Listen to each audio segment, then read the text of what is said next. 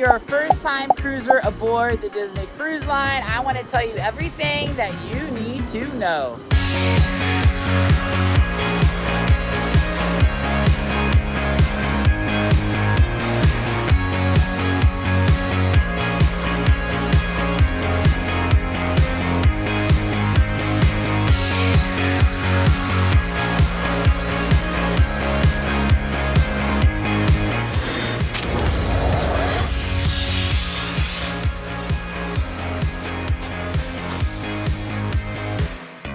My name is Brandon and I am the owner of Magiclamp Vacations, the travel planning genies. You know we love to help families like you save time, save stress, save hassle, and create extra magic on those Disney and Universal destination vacations and way more.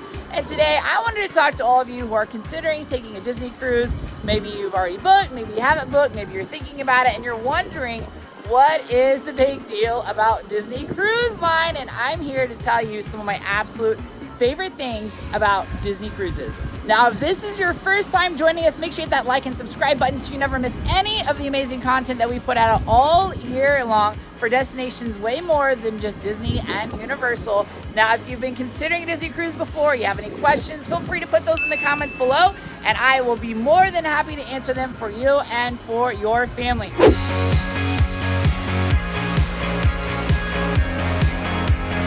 Now, one thing I want you guys to know if you're a first-time cruiser is you need to know how to use the Disney Cruise Line Navigator's app, which is totally different than what you do before the cruise, because once the cruise is started, you need to know how to access that and how to use that.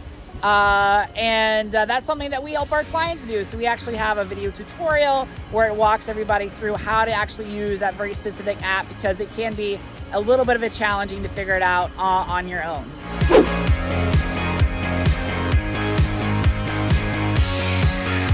Another thing I want to say is that Disney Cruise Line is known for having better service than, I would say, almost any other kind of vacation destination, not just cruising. And that's because the way that the cast members are trained on board Disney Cruise is just a lot higher standards than maybe other companies do their kind of training. And one of the biggest reasons you'll notice that is how quickly the cast members learn your name, learn your preferences. So like if you ask your stateroom host or hostess for ice the first day, they're gonna start bringing you ice like the rest of your cruise without you even asking. They're gonna address you by your first names, good morning, Brandon, that kind of a thing, and it really is amazing. If you're a first time Disney cruiser, you will be amazed at the incredible customer service you have at Disney Cruise Line. Case in point, I was sitting on the balcony and came back into the room and this was left here. The first day on the ship, I was a little confused with the app and why it wasn't showing that there was any Broadway style shows. And Antonio was the person that I went to and helped me figure it out. And so thank you very much, Antonio, for making this extra special and magical. And I appreciate it. And I want to open this up and see what's inside. Oh my gosh. Popcorn, bottled water, Mickey Rice Krispie Treats, buttons that says magical moments right there. Ooh, Fanta orange. I love Fanta orange. I love soft drink orange. We have pens. Oh, this is cool. We have Disney Dream information. So it talks about like how its tonnage and its weight. Yay, look, a map for Castaway Cay. So this is so cool. The customer service is fantastic.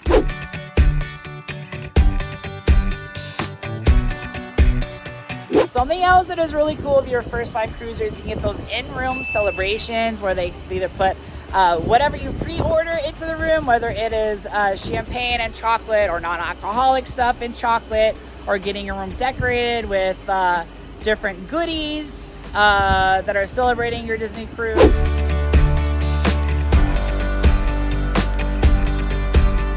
Now, something else if you're a first-time cruiser is make sure you check those onboard activities, because Disney Cruise Line has some incredible onboard activities for the adults. You got beer tasting, you got wine tasting, you got chocolate and champagne tasting, all sorts of amazing stuff. Now for the kids, obviously you want to go to Oceaneers Club, Oceaneers Lab, all those character interaction type experiences, and they're different depending upon what Disney cruise ship you're going on. Now, there's a lot of activities for the whole entire family as well. One of my favorites is where you can go and learn how to draw your favorite Disney or Pixar characters, doing the art of animation.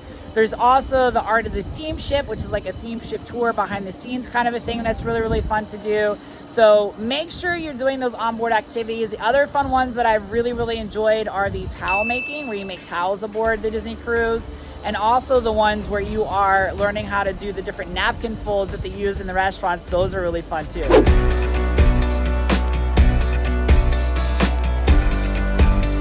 Another big difference if you're a first-time cruiser with Disney Cruise Line is they don't nickel and dime you for food and beverage compared to lots of other cruise lines out there.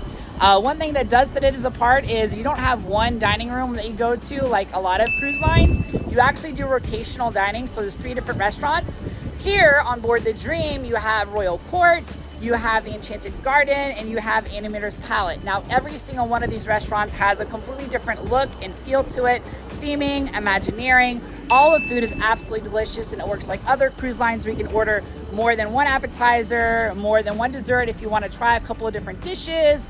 And hopefully they don't phase out the character interactions, the character like parades that go through these dining establishments right now. They didn't do the princess one for us on this cruise, but they did do the regular characters in the Enchanted Garden. One thing that's really cool is that your wait staff actually goes around with you every night on your Disney cruise. So you get to know your servers really, really, really well and build a really awesome relationship with them, so that by the time it's your second, third night, they already know what you want to drink, and they can also make some really good recommendations for what to eat. And if you have kids who are picky eaters, rest assured they will take care of them. And they also do magic tricks, which is really cool. In addition to the sit-down dining at night, let's talk about all the amazing buffets and food you can get basically from 10, 11 o'clock in the morning till 6 o'clock at night. I'm talking specifically about the Disney Dream, and it's pretty similar on the Fantasy because they're sister ships. The Magic and Wonder has similar kind of food, but basically you have pizza, you have hamburgers, you're gonna have all you can eat soft serve ice cream. Now they have a specific ice cream shop aboard the Dream called Vanellope's, which is named after Wreck-It Ralph, which is amazing. And then you also have, of course, Cabanas, which is this huge buffet that most people go, like as soon as you board the ship, that's like the first place most people hit up before your stateroom is ready. You go to that buffet and you get your fill of whatever you want. I mean, that buffet is massive. The Cabanas buffet is massive. It is a foodie's dream come true.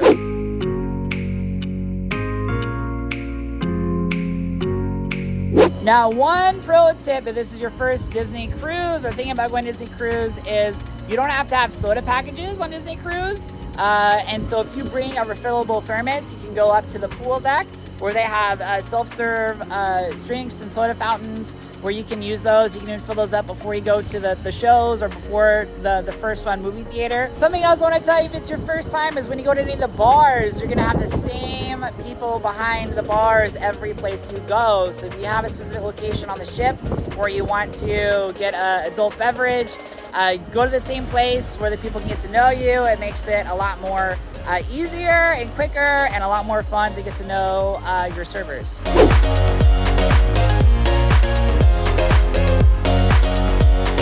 Now, of course, one of the most important things to do on a Disney cruise, whether it's your first time or you've been here many times before, is check out one of the amazing Broadway-style shows.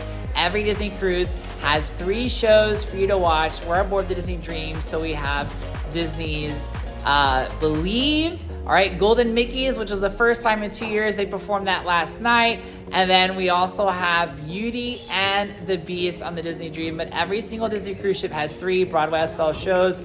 You don't want to miss that. And if you're on a longer sailing, they're going to have some other entertainment inside the Walt Disney Theater for you. Something else that you can do on board any Disney cruise ship is check out the Buena Vista Theater. Every single Disney cruise ship has it. They have first run Disney and Marvel movies that you can watch during your cruise. That hasn't changed whether it's your first cruise or you've been here many times before, and it's super, super fun if you decide not to go on shore, or especially those at sea days, to check a first run movie.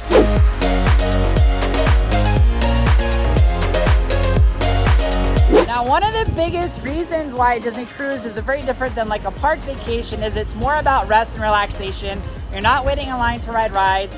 And one of the things that Disney Cruise Line does really well if you're a first-time cruiser is there's lots of different pools. You have the Mickey pool, you have the kid pool, then you have the Quiet Cove pool for the adults and the Satellite Falls pool for the adults if you're the Disney Dream or Fantasy.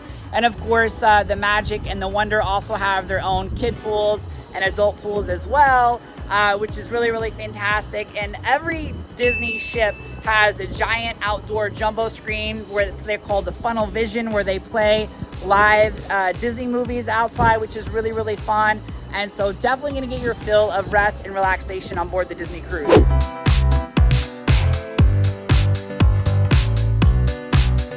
Now, if you're doing a Bahamas or if you're doing a Caribbean cruise with a stop at Disney's private island, Castaway Cay, which is actually right behind us, make sure you get off your ship and enjoy Disney's private island. It's a one-of-a-kind experience. Character interactions, there's Scuttle's Cove, there's Pelican Bay, there's like all sorts of amazing fun things for you and your family to do. And of course, a barbecue at Cookies, which is on the shore. You don't want to miss that. It's super, super fun for the whole entire family. So if it's your first Disney cruise, make sure you get and go on Castaway Cay. And we have a whole nother video about that, and I'll put the link up there for you.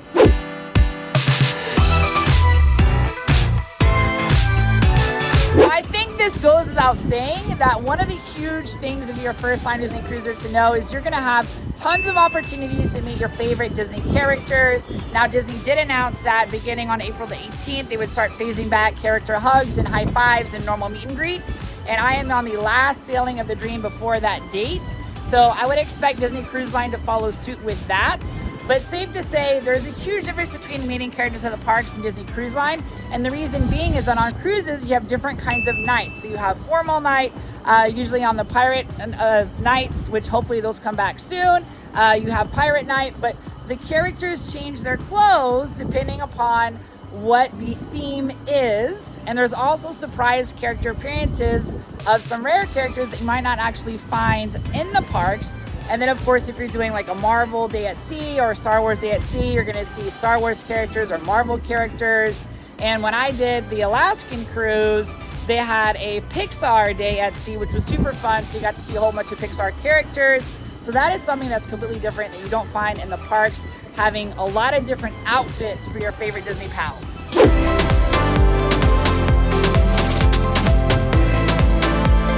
We can't be derelict and not mention that Disney Cruise Line has fireworks. Disney Cruise Line is the only cruise company in the world that has fireworks at sea.